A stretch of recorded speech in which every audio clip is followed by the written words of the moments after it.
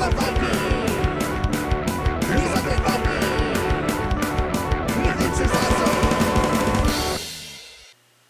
everybody, this is me, the Undead Viking, and I want to show you this game. It is called Hipsters and Hamsters. And you know what? In a world where we play super high-tech games full of like space-age miniatures and 1,000 rules and deep strategic Euros about trading along the Mediterranean coast during the 1600s and with our Machiavellian ideas and theories and stratagems or what have you, it is fun every once in a while to bust out a game that just says, you know what, we're just going to have fun.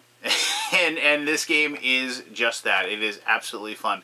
It is for 3 to 6 people, where at the beginning of the game you're going to pick whether or not you're going to be a hipster or a hamster, and basically that means whether or not you're going to try to win the game by having a bunch of cards in your hand, or win the game by having no cards in your hand at the end of your turn. So it's very important. Remember that, at the end of your turn. It's a very important aspect. But let me show you how the game is played and show you some of the funny little cards that are in this game, and then we'll come back here and I'll give you my final thoughts. Alright, cool.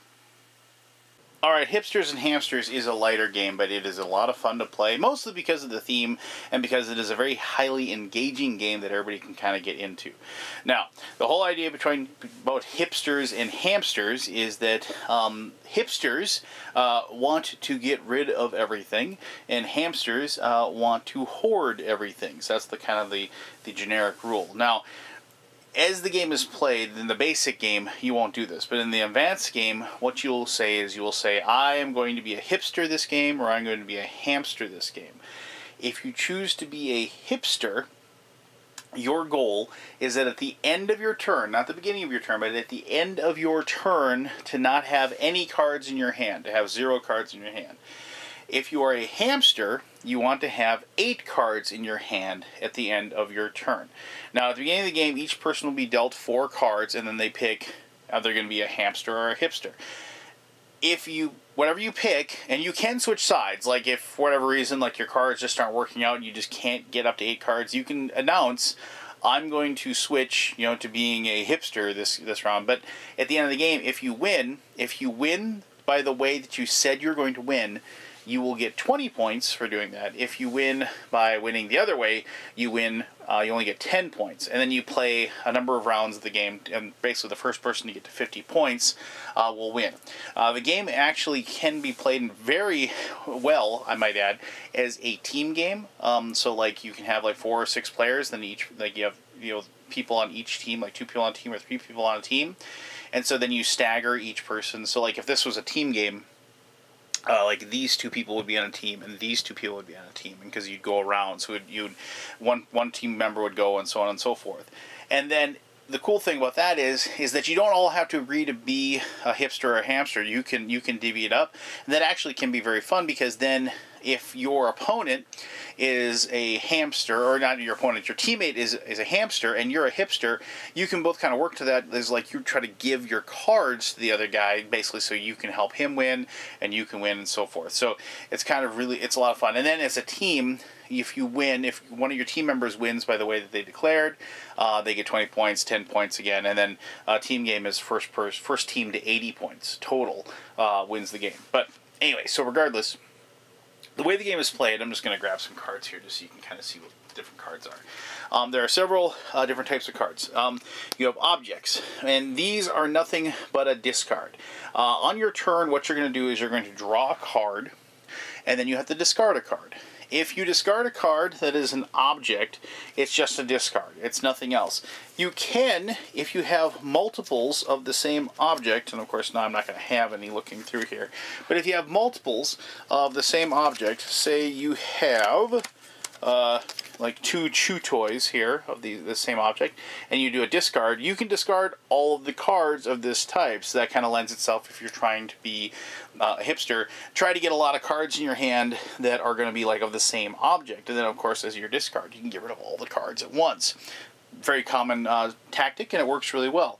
I should also mention that you always have to have your cards spread out in your hand. So you can't hide how many cards you have left, so everybody can kind of tell or how many you have left and how many you have total, so people can tell how close you are to pulling off a win. So I mean, obviously, it's this game is funny because of the thing. So here's an object. It's a phablet. Here's an object, a hamster suit, a man purse, you know, stuff like that. Exercise wheel. So it's, you know, obviously they're having some fun with the genre, if you will. Now, lots of cards that you'll discard will be actions. So terrible twos. You take 2 cards or give 2 cards to any players. So like you just get to pick somebody and you either take 2 or give 2 to that person. That's where that team game comes in, as I was talking about. Place a card from your hand at the bottom of the draw pile. So you just do a little discard. I like the rollers and the guy's beard, obviously. Road and rally. Take 1 card from a player of your choice. So you can kind of see these actions are things that you can do to people. Now, also, there are things called calamities that you can play. And when you play a calamity, you get to... Then calamities are special because you don't play these as a discard. If you ever were to discard a calamity because you don't have any other cards to discard, because there are ways to combat calamities, and those are these comeback cards, which I'll explain in just a little bit. If you only have comebacks and calamity cards in your hand, you can discard them. Otherwise, you have to discard something else. And when you discard those, then it's just a discard. You don't actually take the action on them. But a calamity... so here's water bottle sprung a leak. Place 2 cards at the bottom of the draw pile before starting your turn. You know, so you gotta get rid of 2 cards. Now, if you place a calamity on somebody, that means it's a bad action. Now, you have to play that on them before they do their draw. Now, that doesn't, it isn't a timing game, so you're not like, and it's your turn, I'm drawing a card. You don't do it like that. You have to actually, give everybody a chance if they want to play a calamity. However, only 1 calamity can be played per person turn. You can't, 4 people can't gang up on 1 person and give them all a calamity. So there is a little bit of rush to be the first person to play the calamity.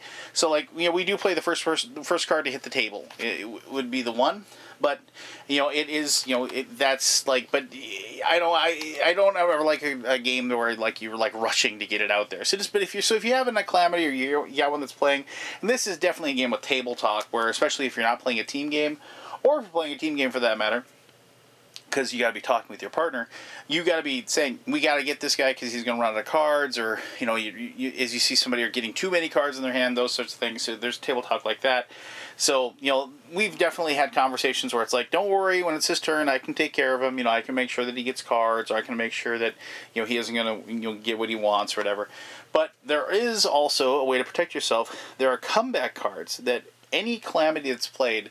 A comeback card can be played by anybody except for the person that played the calamity in the first place. You can play a comeback card to have another action happen to that. So this one, it's comeback. It's your turn.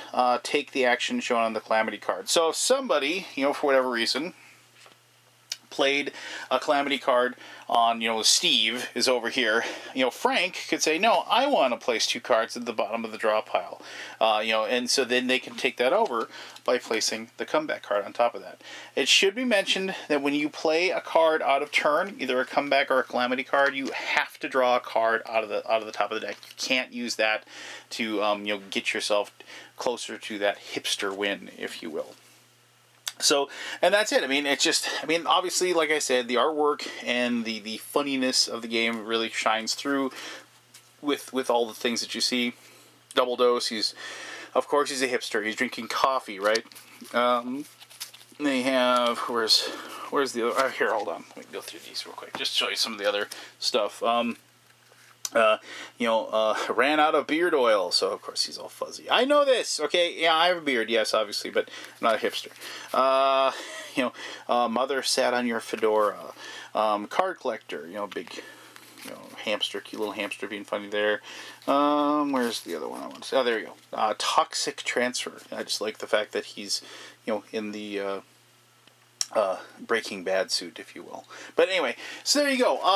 The game, like I said in my introduction, it isn't going to be the most complex game you ever played, but it is going to be highly competitive. It's going to be a lot of fun. And I'm betting that a few of you out there, you're looking at this game and you know exactly which dude or dudette that you consider to be a hipster that you want to play this game with, just so you can kind of have some good yucks amongst you. And maybe you're a hipster as it is, and you want to just play it just for for how meta it would be to play the game. But anyway, regardless, the game's a lot of fun. But I'll talk more about that in my final thoughts. No one is ever going to accuse Hipsters and Hamsters of being a giant cerebral game, if you will. No, this is a game of actions and reactions, and there are some cool decisions that you have to make as far as, especially if you're going to be flopping to the different side, if you will, as the game is being played. Like, I'm going to win as a hamster now, or what have you. You know, and there is like a moment when you definitely are going to like shift gears as you play, and you don't have to play to 50 points. You could play to 100, you could play to 150, you could just, you know, play it as for one session, if you will. But the game does shine with repeated plays, because when you just, it's all those games that kind of like have like a running score, if you will, because then obviously the people that get closer to that victory level, you know, you have the other players recognizing that, and you kind of gun for them to make sure they don't win, and so you kind of have to alter up the way that you play and your focus, if you will. And so I do like those. And the fact of the matter is that there's nothing better than when you get down to like you have like 4 or 5 people playing a game of Hipsters and Hamsters, and you're all like at 30 or 40 points, and you know that the game's ending this session, and so like everybody's like really making sure that they're not playing the wrong card on the wrong person at the wrong time. You know, there's too many times I can count where like I'm thinking that I'm going to play like a really good calamity to stop somebody from winning, and then the other person just has that perfect comeback card that they could lay on it, and then they get to take that action, or whatever, and that propels them to the victory, or puts them in a good spot to win when the game rolls around to their turn. And of course then nobody has any ammunition to stop them, and they chortle gleefully as they pull off the win. It is flat out fun. My friend Scott Nicholson once said, "Give me a game that doesn't take a long time to get to the fun." Well, this game sets up in about 5 minutes. You can probably explain the rules in less time than that, and then you're off and running, and you're playing funny cards on people. You're laughing at the art, and like I said, you know, you probably know somebody that this game represents. I have a very, very good friend. His name is Donnie, and he is totally a hipster, and in a good way though. I mean, he's very funny. He's very intelligent, and when I played this game, there was a lot of hey moments that we all had a lot of fun with, and you know what, I've been accused of being a little bit of that guy, because I am kind of like a beer snob, and you know, I got the beard, if you will. But I had this beard long before, so there you go. But flat out, if you're looking for a game that is fun and has some cool art, really funny art, and is eminently enjoyable, and it's like that perfect filler length with just enough crunchiness and meat on the bone that actually isn't going to be just like a total toss-away game, I would strongly suggest you check out Hipsters and Hamsters and pick up a copy and put it on your shelf, because this is going permanently in the the filler bag, if you will. That's like my bag of like small games that are very easy and fun to teach and very quick to teach when I'm waiting for other people to show up to play the bigger games that we have for the evening. And that's exactly what this is, and it's a lot of fun to boot. So there you go. If you have any questions about Hipsters and Hamsters, go ahead and ask away. I'll answer those to the best of my ability. It's just fun to say, Hipsters and Hamsters. And as always, thank you very much for taking the time to watch this video. Until next time, this is me, Undead Viking, telling you to have yourself one heck of an awesome day. And don't ever let your beard balm dry out.